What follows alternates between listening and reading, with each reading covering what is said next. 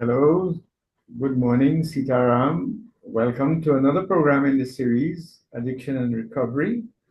I'm your host, Ram Naresh Dwarika, and I'd like to welcome all our brothers and sisters in Trinidad and Tobago, of the Caribbean and worldwide who are following and listening to this program, viewing this program on radio and TV Jagriti, on whatever platforms that you are probably accessing the program. I just want to let you know that this program is being recorded and it will be posted on YouTube and Facebook soon after its completion this morning, so that those of you who are not able to follow the program in its entirety, you can access it again at your own convenience. And more important, you can send a link to someone who you think may benefit from the content of this program. Because alcoholism and drug addiction is a disease, and it's a disease of denial that a lot of people who need the help do not think they need the help and sometimes have difficulty accessing the information. And so that they can also benefit if you send the information to them. This morning, I am going to be looking at a very, very important topic. This is something that has baffled millions of people worldwide. And that is, the question is, why do people continue to use drugs and alcohol even when their lives are falling apart? And I'm sure that a lot of you would have all seen it. Someone who has lost their job because of drinking and now continues to drink in order to cope with their situation. And then you would have seen parents who risk losing their family and still continuing to use. Even though the wife separates, the husband separates, the family is going apart, and they know it is because of the drug use, they still can't seem to stop.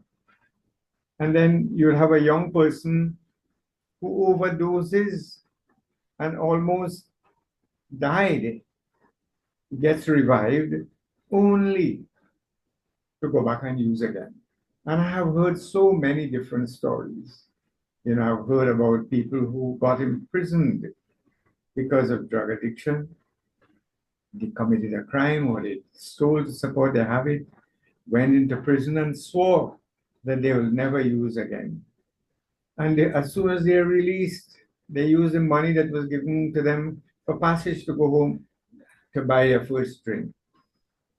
And daily we see those people who got charged because of excessive alcohol use, drunken driving, and they're put before the court. And well, of course, it is suggested that they go to AA meetings and provide proof that they have been going to meetings, and the case get dismissed. And guess what? They go and celebrate it with a drink. So this is always, something that has perplexed a lot of people, including myself. I too couldn't understand. I would promise myself when I'm sick and vomiting and all of that, look, if even God came today, I'm not going to go and drink again. And I'll, make a declaration in my mind, setting time frames. And no sooner, a little later in the day, I would go back and drink again. So to someone on the outside, this behavior looks irrational, it looks selfish, or even hopeless. But the truth is far deeper. And for this morning, we are going to explore some of these things. Why? Why is it? Today we will explore why, in spite of all that has happened, the person still go back. So there's the brain science behind continued use. There is psychological and chemical reasons for this. There's also emotional and psychological forces that keep driving the person to go back and use in spite of the consequences. There are also environmental and social influences that precipitate and perpetuate the use of drugs. And then there's trauma and the role of pain in all of this, where a person now is using drugs to help them to cope, to self medicate. And there's also the whole question of why willpower alone is not enough, and I could attest to that. I had a very strong willpower when it comes to everything else. But when it came to alcohol and drug use, my willpower seemed to melt. And how recovery becomes possible. Hopefully, during the course of the program, we'll be able to look at all of these various aspects of drug addiction. And firstly, let us look at addiction as a brain disease. Addiction isn't simply bad behavior. Modern neuroscience shows that addiction changes the brain, especially the circuits responsible for reward, for motivation, for memory, and impulse control. There's a section of the brain that deals with all of these things. And when a person uses drugs or alcohol, the brain releases a massive surge of a substance called dopamine, far more than natural rewards like food, sex, achievement. Dopamine is that chemical in the brain that makes us feel happy. So if you went to the temple and you sang and involved in kirtan and satsang and you felt better when you left, it's because your brain released a little bit of dopamine. If you were watching a match in which your team was playing and your match win the game and you feel happy, it is because your brain released a little bit of dopamine. You got complimented, same thing happens. You get a reward, you succeeded at something. So, however, when we use drugs, alcohol, or any one of the other psychotropic drugs, the brain also, it causes the brain to release dopamine immediately and sometimes in large amounts. So we feel excessively happy and euphoric. So that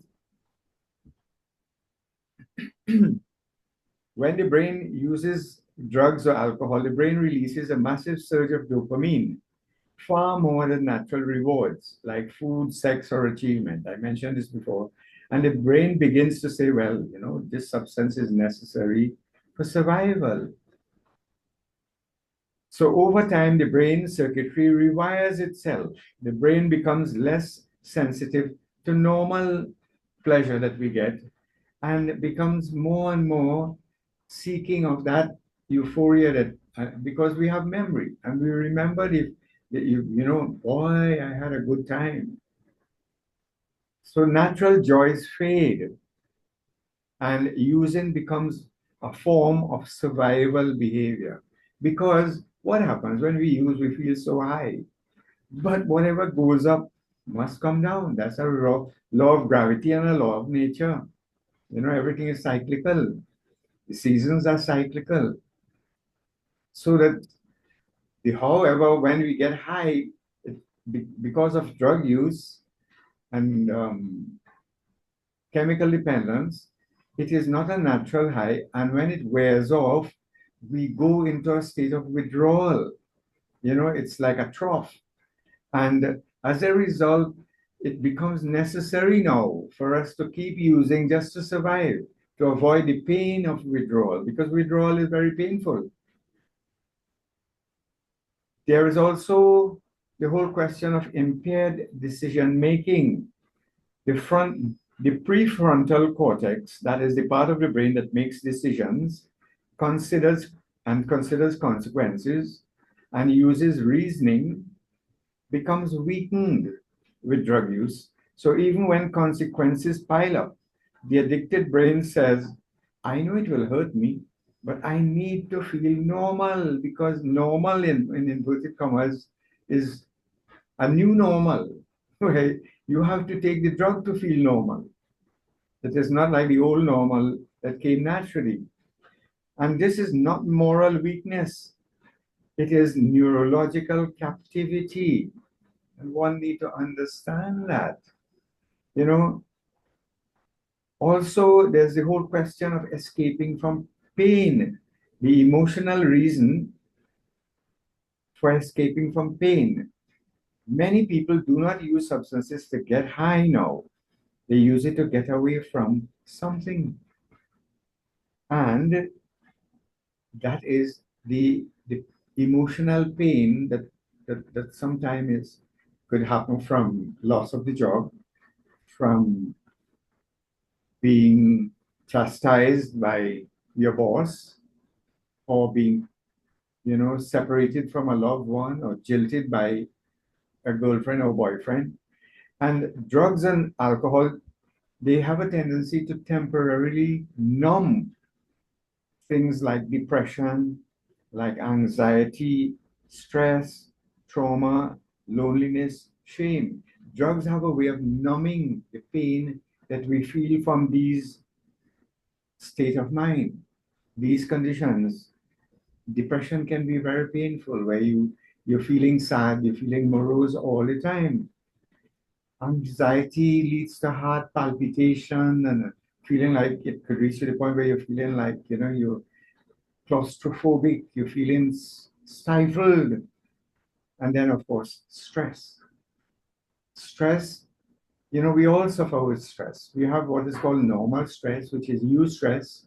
And then we have distress, which we tend to label as stress, when we can't meet the mortgage, we can't meet the installment, we can't meet the deadlines, you know, can't cope with the insults and the aggression from, or the abuse, and then trauma from the loss of a loved one, from accident, from illness, loneliness, separation, you know, that has become almost culturally acceptable, that people who go into tabanca, as we call it here, loneliness as a result of divorce or separation, estrangement, you know, one is expected to take a drink to help themselves cope.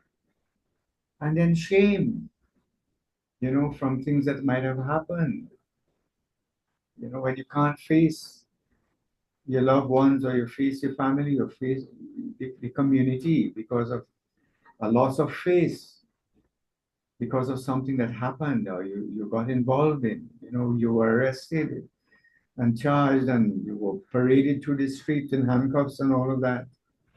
When you get released, the first thing people tend to do, and I used to work in a courthouse in Chaguanas, and right at the back of the courthouse was a bar. And it was often referred to as third court, where people, as soon as they got released from custody, or they got the case dismissed, they and sometimes the lawyers too would help, and their friends would go to celebrate. But it was really to cope. So that at first the substance works, it helps to bring relief from these things, but over time the brain adapts to this behavior. The synapses as well adapt to this new level of alcohol in the blood. And with time, you know what happens? The relief decreases. You have to use more, and you have to use it more often in order to get that result. So that when we don't use it, the pain increases. Our body stop producing the natural painkillers, and now we become dependent on the artificial painkillers, the chemical painkillers that we have started using. And a cycle is created where now you're taking it to feel better. But when the feeling wears away, you're feeling so sad that you have to take it again. And it's like you're on a merry-go-round that is going so fast and you can't jump off. Now, people feel ashamed for using. The shame itself triggers more using, because you drank and you came home last night, can't remember how you got home, and you got into a fight, you break up the furniture, you mash up the TV, or you hit the car, and next morning, when you get up and see the damage, is like you were a raging tornado that passed through the household and the family. When you sober up and you look at what you have done, the shame in itself. I know people, the first thing they do, as soon as the wife or the family starts to quarrel, they head for the bar again. And they switch it. They say, it is because you all quarrel with me. This is why I go and drink. Wow, family can't understand. Jesus Christ, look at what you've done. And now you're blaming us for your drinking. And I want, as I say this, I want to reassure family members that you are not the cause the person is drinking. He or she is drinking because they have become dependent. And yes, you may contribute to it in some ways, as I will discuss later, because if you do not understand this, you keep enabling it without realizing it. So it becomes a psychological loop, as we would say. You have pain and then you use, and as a result of using, you now, in addition to pain, you're attracting shame, which causes more pain and then more using. And if you step back a little bit and look, you'll see it's like a merry-go-round. You're using to feel better. In fact, you're using to live, and then you're living to use, and then you're using to live.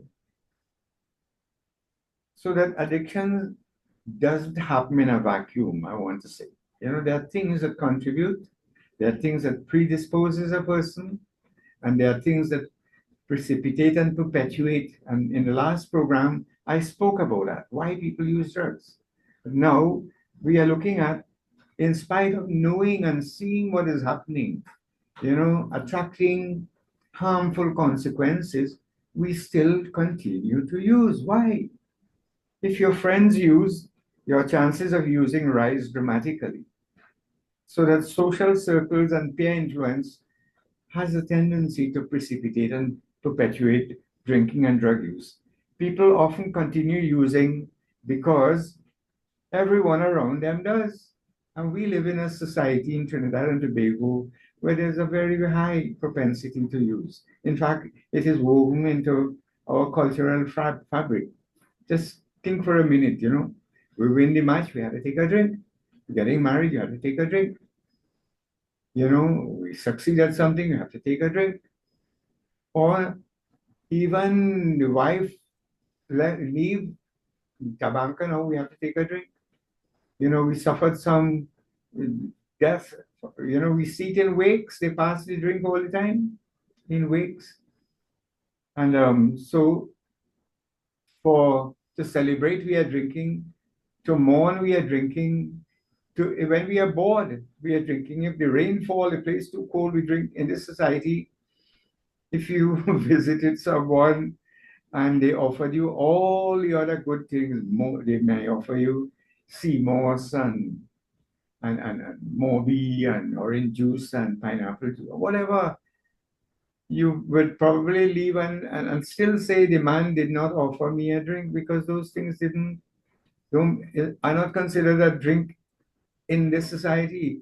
In this society, when a fellow say, let's go and take a drink, he don't mean orange juice or milk or pineapple juice or something.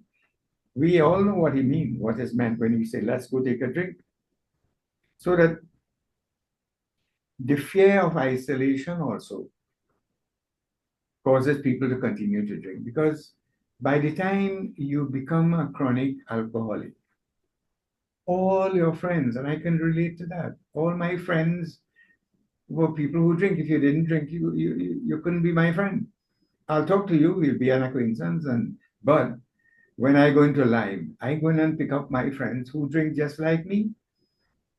And so that whenever I thought about stopping drinking, when you tell me stop drinking, it's like I hearing you saying, stop living. How am I going to live? How am I going to enjoy myself? I would lose all my friends, all the places that I would go to. If I didn't realize that until I stopped drinking. While I was drinking, I'm not going to Ramayana or church service or PTA meetings or any one of those things. I go in Riverline, I go in Wake, I go in Fat Match, I go in, if you don't have drink, I'm not there. And I never realized that until I stopped drinking. I thought that was normal. Drugs use became normalized. In fact, I say if you don't drink, something wrong with you.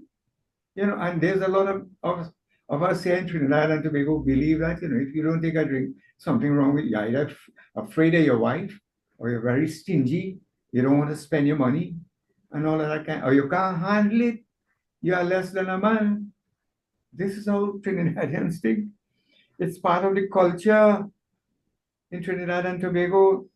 And then growing up in a household with addiction increases the risk. It also creates patterns of learned behaviors where we see, when family come. They used to send me to go in the shop with a little handbag to buy the flask around and beg for a tray of ice too and buy the chaser or whatever.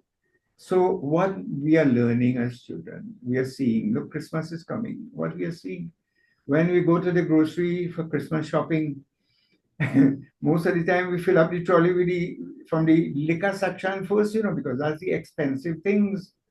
And the food and all of those things for alcoholics, those have to be sacrificed. If we don't have enough money, we'll buy less of the food and the grapes and the fruits and the dates and the prunes and all those things for the children and the toys. Those things will have to take the cut in the budget, but the drinking doesn't take the cut, you know. So that these are all learned behaviors that we grow up looking at, seeing, living through. And especially in households where they're drinking, there's early exposure. I had my first drink given to me by a relative at Christmas. I was about 6 or 7 years old when I was given some cherry brandy. Boy, and I never forgot that up to now. I look forward to Christmas after that in the countryside. For Christmas, you were given a little leeway, they cut you a little slack. So I could go and with my friends and we'll go from house to house, in the little village that I grew up. And I remember one Christmas, we started off, we went to collect a case of beer in the shop and we started to exchange the hot one for cold ones and we started it there. I was a young man, a teenager at the time. And then we went to my friend's house and his father was drunk and they had a half bottle of rum on the table and we helped ourselves to a few drinks there and then we went by the other friend and the other friend and then I remember my father calling me and I was too drunk to get up and respond. Man got angry and I got my first little spanking there. No, that was the first one. So that early exposure to drug introduces a lot of people will be introduced to drug use. Young children will be introduced to drug use. The old people when they take the drink, they take one for the worms, and now the worms grow into snakes. And then in certain households, there's a lack of emotional safety. So children are forced to become adults even before they grow up. There had to be parting fights between mother and father because the father came home drunk. And they have to cope with, trauma as a result of separations and abuse and deprivation and all of that. And they grow up with a lack of emotional safety in situations like that. And then, of course, there's economic stress and community factors that can also perpetuate a person's drinking in spite of the consequences. People facing unemployment, violence, poverty, instability, these these persons often turn to substances for relief and to help them to cope. And we see that, an idle brain, they say, is the devil workshop. So you see a lot of fellows on the block now, they're unemployed, and somebody will pull out a little spliff, as we call it, a joint, and they will light it up, and then they will pass it around, and Person who never used will try it, man, try it. And that's how I started to try it as well. And once you try it, you get the effect. Wow, I never had this feeling before. All of a sudden, from being depressed and anxious and lonely and whatever and tired, I'm feeling on top of the world. And the memory records that indelibly. You never forget. And then you find yourself going to the junction where these fellas are automatically because they have the stuff. And when life becomes unmanageable, the drug becomes a predictable comfort. So that, trauma, it can become the hidden route to drug addiction.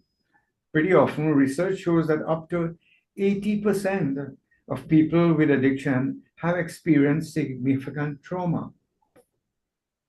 And I did a program in the past. You can go to my YouTube channel, that is Ramnari Historica, Addiction and Recovery. You can find it on on YouTube. You can find it in Facebook as well. And adverse childhood experiences such as abuse can lead to drug use in later life because as a child, the child may not have access to drugs at that stage and will resort to crying or depression or anxiety. But later on in life, when they get introduced to it socially, they realize, wow, I could use this to help me to cope. Then also, childhood trauma like neglect can also lead to it. Violence can also lead childhood violence, child abuse, and then loss, that is, the loss of a parent, the loss of a sibling. These can also trigger drug use from a person who might have been introduced to it socially. And then there's the whole question of dysfunctional households, where, sometimes because of trauma, because of drug use, because of um, illness, households can become dysfunctional, where sometimes you have a mother alone. Now she has to become father and mother. There's a lot of literature on that subject. Single parent. It doesn't necessarily follow that a single parent may not be able to bring up their children. We have seen a lot of single parents. I was a single parent as well that can bring up children who are well adjusted. But it can also cause to dysfunction in the family, and can lead to drug addiction. Now, these experiences rewire the brain for hyper stress and hyper vulnerability. A lot of people use drugs as an emotional anesthetic. It numbs the pain of loss, of disappointment, and even people in sports can use it to help them to deal with, not winning the race, not winning the match, not getting picked for the game. It numbs the memories, it quiets the fear of losing, it softens the internal noise because these things you try to forget them, these bad experiences, these painful experiences. But the more, there's a principle. The more you resist emotionally, the more you resist is the more, whatever it is, the trauma will persist. The more you try to forget is the more you remember. So the trauma, it can make the consequences of drug use feel less important. Although you're facing going to jail because of the being stopped for drunken driving, there are people who are waiting on the matter to be resolved and still going and continuing to drink and getting charged again. I've had people come to me eventually because while they were before the court for drunken driving, they're going back and get arrested again for drunken driving. So that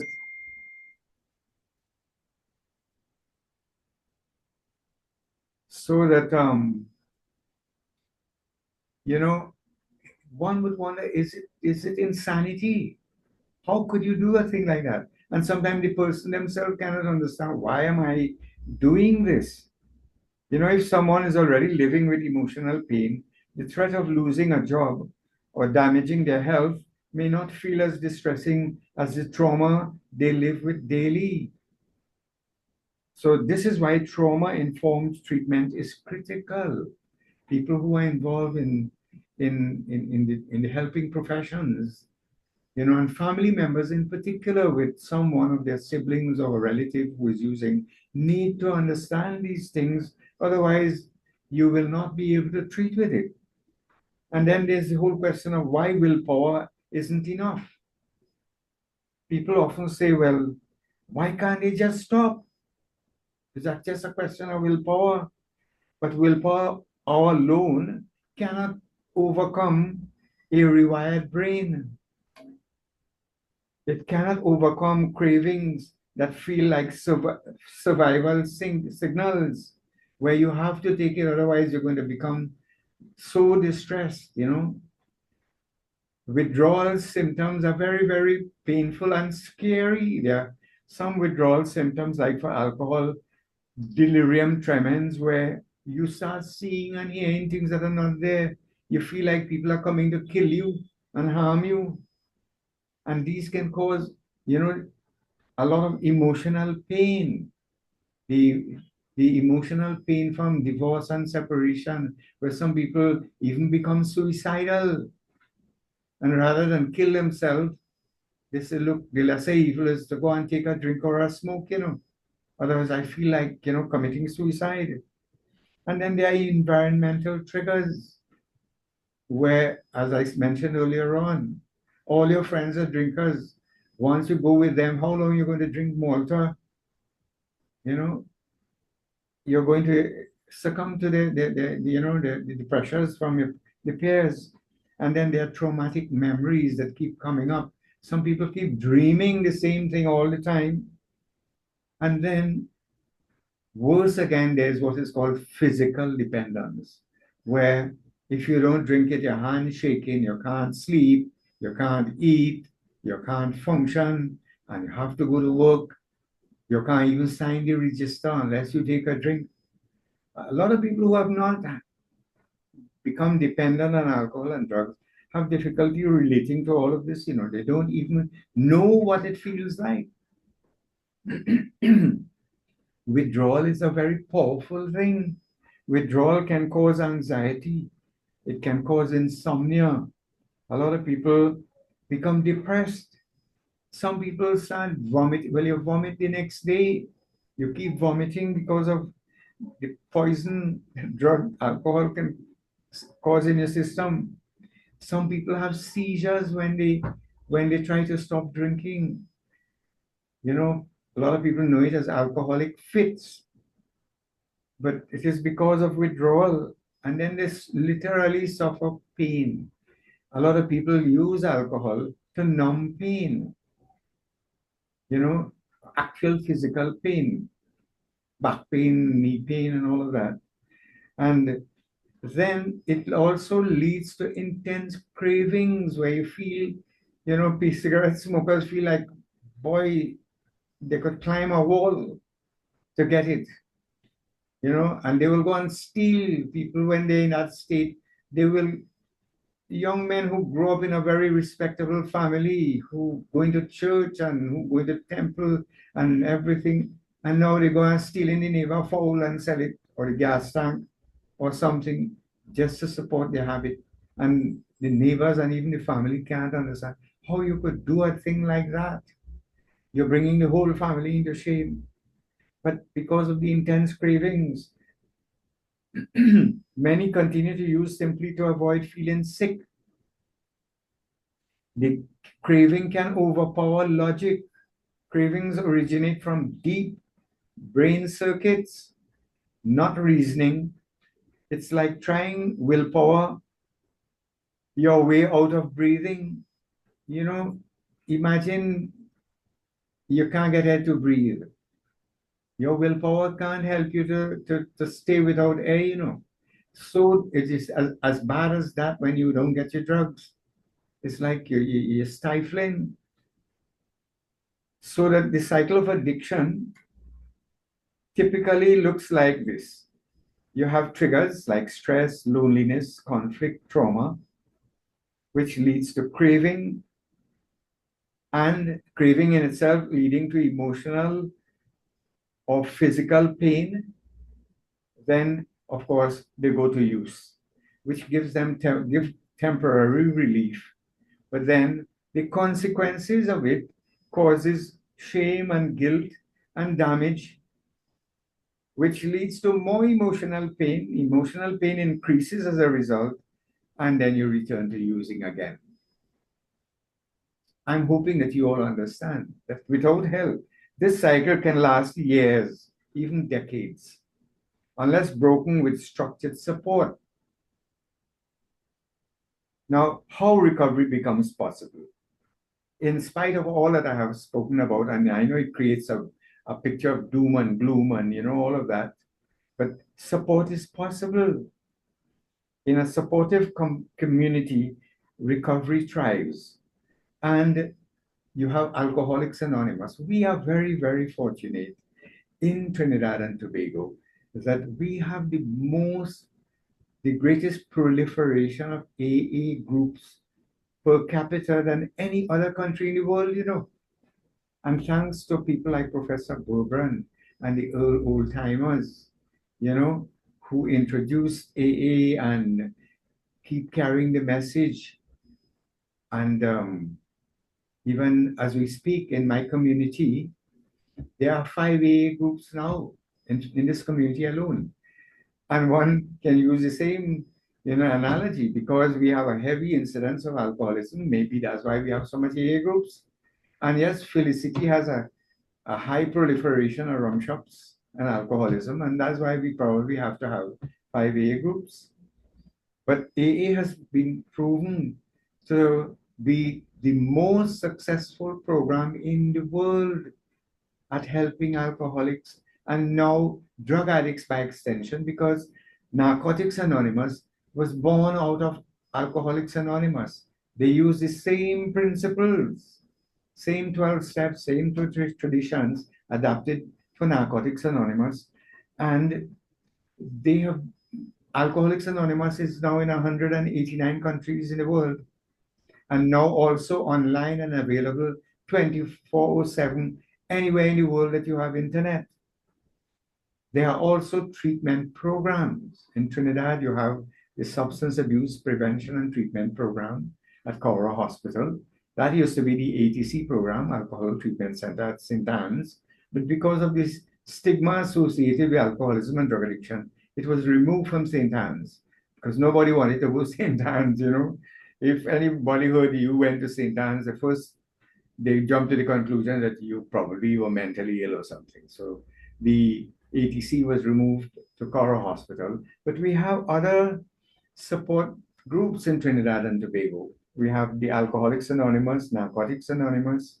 There are also spiritual communities, the temples, the churches, New Life Ministries. You have Rebirth House, you have Heal House, you have Serenity Place. All of these are non-governmental organizations that have sprung up in response to the problem of drug addiction in Trinidad and Tobago, and they are doing human service.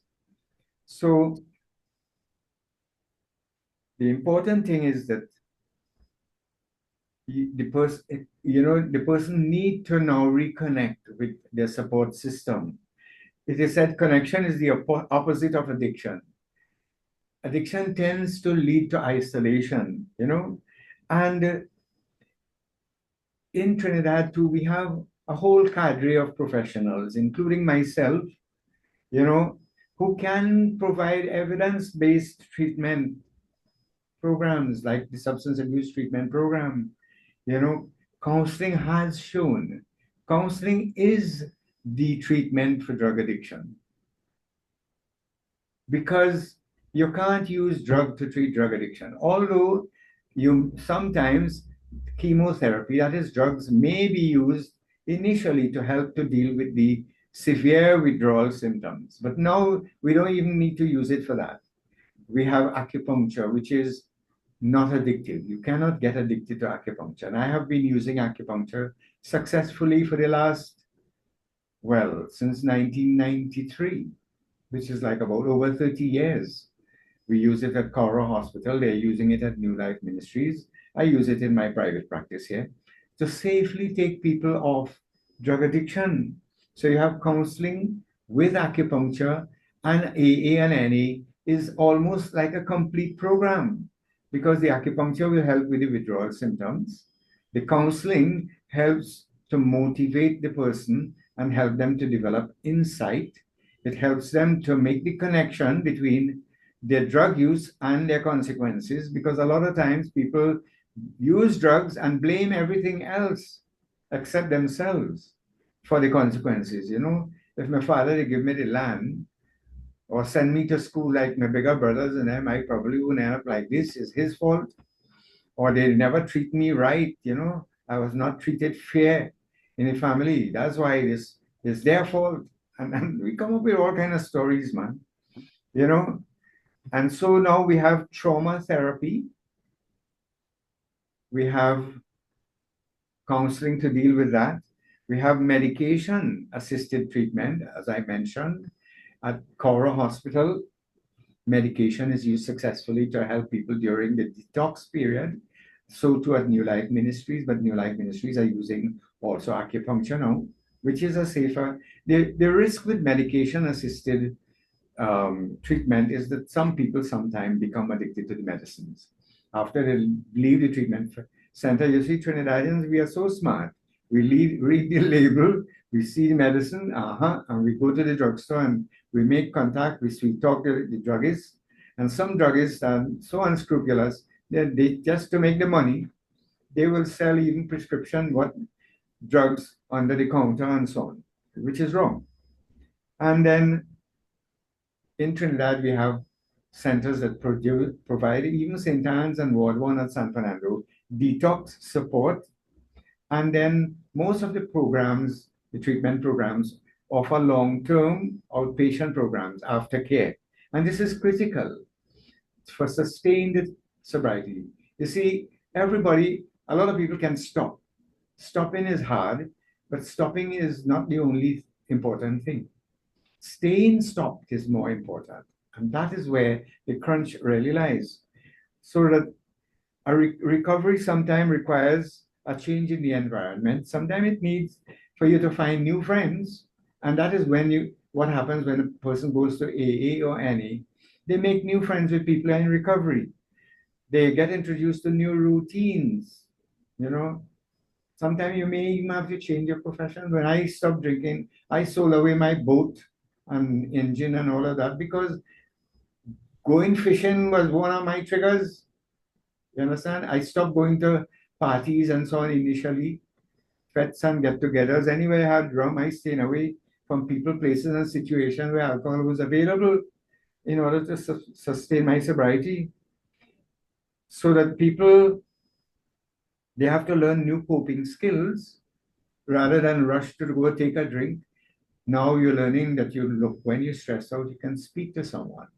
You can go to counseling. You can sing, you can go to the gym. There's a whole lot of new coping skills and new lifestyle patterns that you need to adopt if you are going to sustain your sobriety. So that for people around the alcoholic and drug addict, you know, compassion is more important than judgment. People do better when they are treated with respect, with dignity, with patience, with understanding. Shame pushes people deeper and deeper into addiction. Compassion pull them out, you know, so that it is important, you know. I know when people were drinking and using, they even acquire all kinds of nicknames, you know, bound to drunk, and you know the names we attach to them, all kind of disrespectful. No, we need in recovery. You need to treat people. You know, no matter how chronic an alcoholic is, I ask him, "What's your name?" and I call them by their right, Mr. So and so, you know. And sometimes it's the first time somebody, for in a long while, calling them Mr. So and so. You know, that is important. You know, that we must never be condescending so that people continue using drugs. In conclusion, let me say people continue using drugs despite the consequences, not because they are weak, but because their brain has been changed. It has been rewired. We know even at any age, there's something called neuroplasticity, where now we can rewire the brain again away from that. You can learn to be comfortable and deal with stress without having to resort to taking a drink and so on. Their emotions are overwhelmed. They can't cope, and this is why it triggers them to go and use drugs in spite of the consequences, as I mentioned earlier. Sometimes their trauma is unresolved.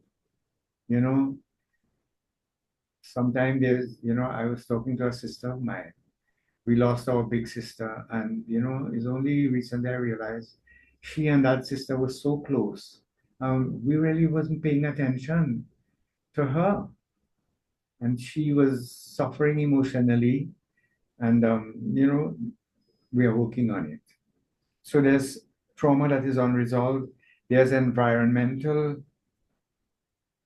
that keeps triggering them, and this is why the primary group needs to understand this so that they don't generate so much unrealistic expectations now on the new person. You promised to take us for holiday. You remember when you did this and you did that, and we keep sending them on guilt trips because we want to manipulate them now that they stop drinking. These can push them back to go back and drink, or we say, why you have to go to that meeting every night?